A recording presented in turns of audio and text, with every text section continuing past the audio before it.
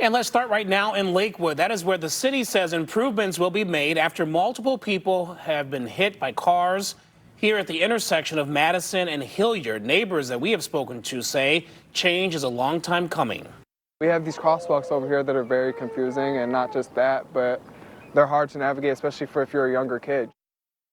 News 5's Catherine Ross has been covering this story for months. And tonight she's following through with the proposed improvements for that area and why some are calling for even more.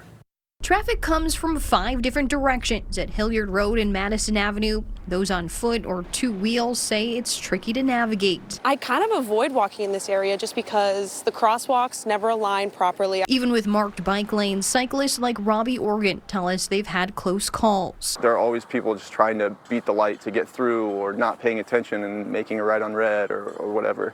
So it can be pretty dangerous. I've almost been hit multiple times. Monday, a father with 2 toddlers was hit on a bicycle pulling a child carrier. The motorist claimed that they saw the bike, didn't realize there was a trailer behind it, went to make the turn behind the bicyclist and clipped the trailer, unfortunately. Police say the children had minor cuts and bruises, and they cited the driver for failure to yield. The incident reignited concerns about the intersection. It happened just months after former Cleveland journalist Bill Saffos was hit and killed while crossing in the same spot. And on Monday, neighbors told us they were fed up. People recognize that this is a dangerous intersection. That's pretty well known and accepted. Since our story on Monday, the city tells us that it is taking steps to improve safety here, including repainting some of the lines, adding color to the bike lanes.